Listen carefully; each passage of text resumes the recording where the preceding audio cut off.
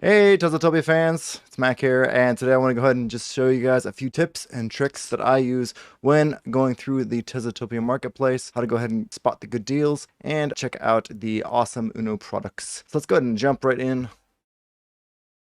to the marketplace now. You can see here that I just have the normal marketplace loaded. I haven't like organized or anything like that. Let's go ahead and head over to, we're in the Tezotopia tab to start off with. Okay, so it's kind of interesting because when you navigate this, every time you do this, it kind of resets the things. You have to kind of fix it again. What I usually do is I try and look for cheap 1 Uno or above lands. So we have, basically right now we have 5x Uno, right? And that's 1999. So what you can do is you can kind of go like this to go to price, and then it's going to reset the Uno. And then you go like this. And now it's going to show you the most expensive one again, so you have to go opposite. And it's going to reset it again, so you have to go back and then click there. And now you're getting the cheapest Uno. Starts off with 1x, right? So looks like the cheapest one right here is probably this 1x modifier for 180. Let's go ahead and look for a 2x modifier. So it looks like a 2x modifier. There's no good 2x modifiers right now. Let's see, interesting. So there's no cheap 2x modifiers. Let's go to page 2. Scroll down.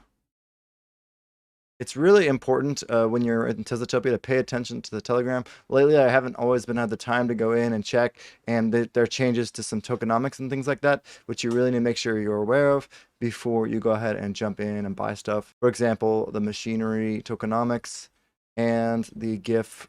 I missed the GIF fee tokenomics.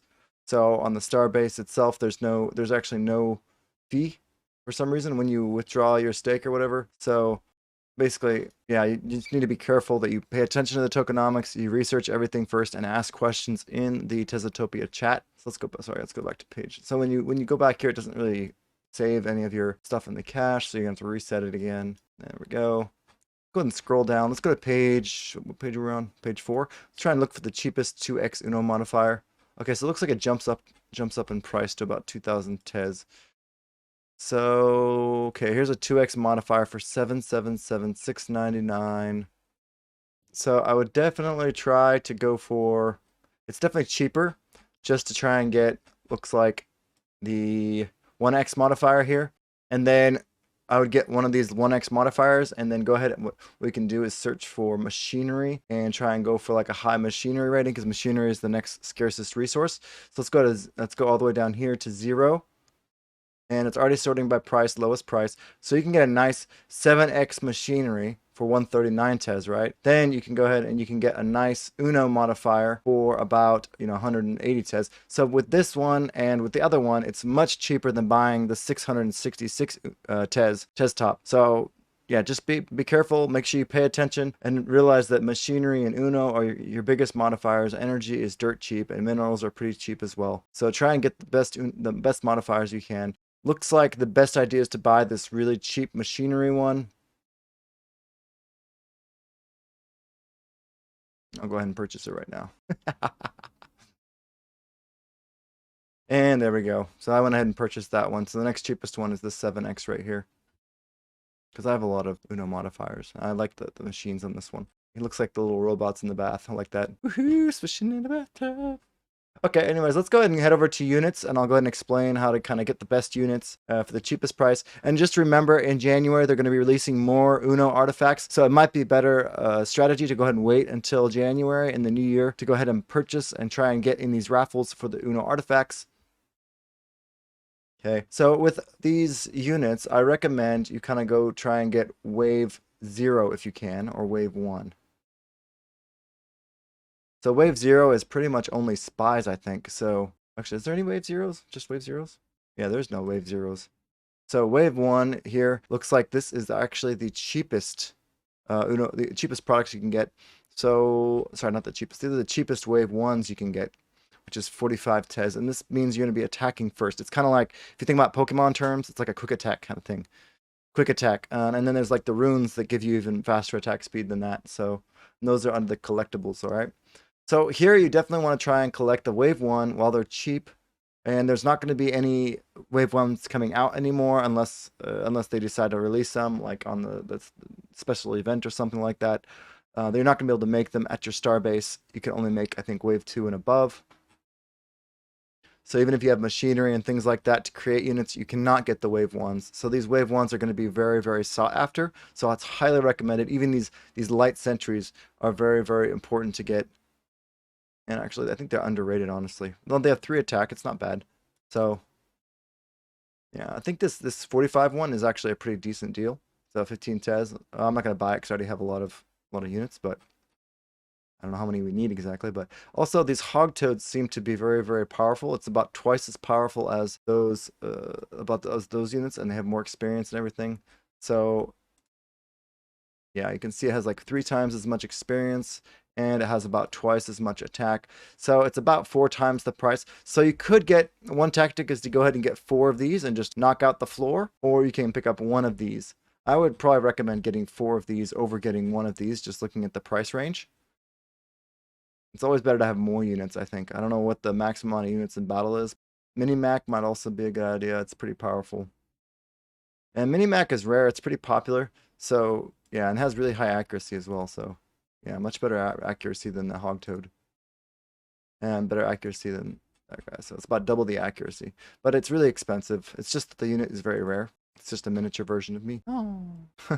Some of these Big Mac right here, it's slowly getting more and more expensive because people realize it's a very powerful unit. See, it has 11 attack. That's about 4 times the attack of those light sentries. The experience is like almost, it's like 8x the amount of experience.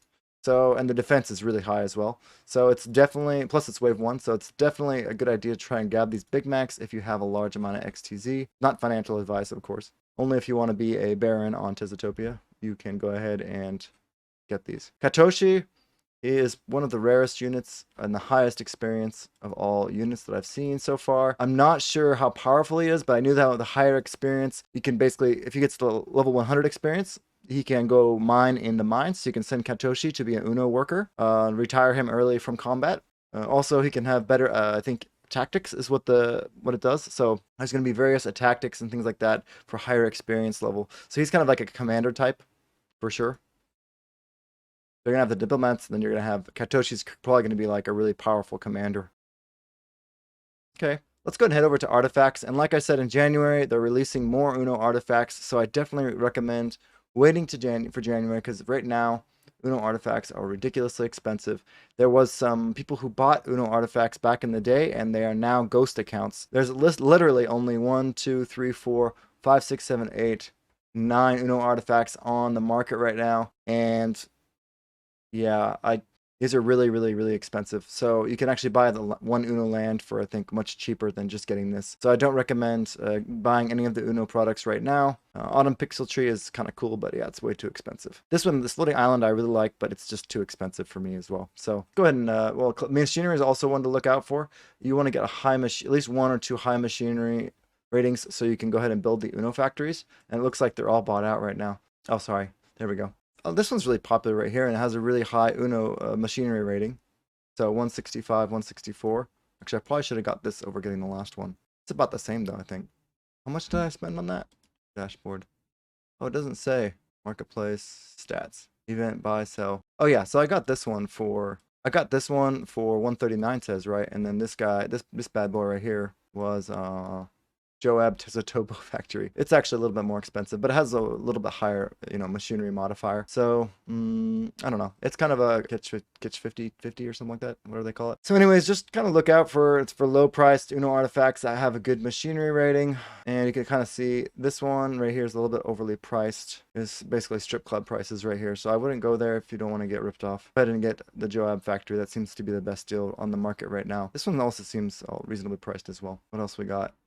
Yeah, nothing else really that good. Definitely that Joab Factory is a decent price. It's not underpriced, not really overpriced, but I would say it's worth getting, and I think it's a really popular one. A lot of people like it because it has the imaginative director's face on it. This collectibles area, it's kind of dangerous. Some of these collectibles, all they are is collectibles. They don't actually do anything. So like this one, we have no idea what this does. We have no idea if it's just a collection or if it's going to be worth something in the future. One time I remember I got something called a Combat. I got ripped off. I did not realize it did not do anything. It was basically just there for no reason. So I managed to sell it for a little bit more. But yeah, be careful when you buy these. These different stones, these actually do something in battle. So it increases the likelihood of a critical hit by 30%. And I think you could probably use this like once a day or something like that, and then it has to recharge. So I think these stones are actually very useful, but we don't know how useful they are. This cheap one could only be a tiny bit, like a little bit less powerful than the mythical one. We have really no idea how powerful these are in battle. They're working on the gameplay right now, so we'll find out soon. So it's kind of, yeah, it's kind of a, yeah, this is the one. Yeah, so you can see I sold it for a little bit more. I sold it to this guy, so we'll see what happens with that one. So there's lots of different artifacts here. This one looks kind of cool. Blitz is one I've been looking at quite closely. It's 999 Tez. I'm not sure if this is worth this much, Tez or not. Used when on defense. Steals first attack advantage, making it your turn to attack. So it looks like for one turn, or maybe the first turn on the round, you can go first.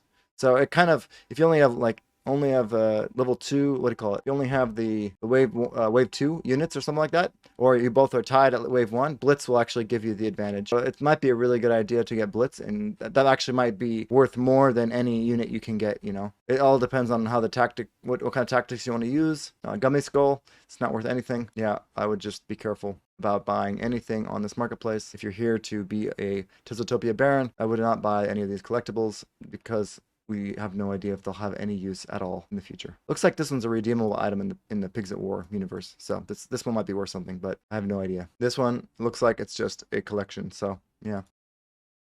So anyways, that's all I have for you guys today. I just want to kind of go through the marketplace, show you how to organize things a little bit better, show you what to watch out for, and tell you it might be better to wait a little bit longer to get some nice artifacts in January because there's going to be a huge Uno sale, I think. Now, don't quote me on that, but I've heard in the rumors in the Telegram chat that there will be Uno artifacts for sale sometime in the new year, and I'm hoping it will be a New Year's blowout sale in January. So fingers crossed. Until next time, Tezotopia fans, catch y'all later.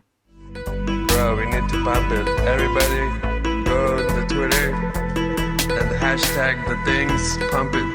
Pump it real good. We need a good pump. Everybody deserves a nice Tezos pump.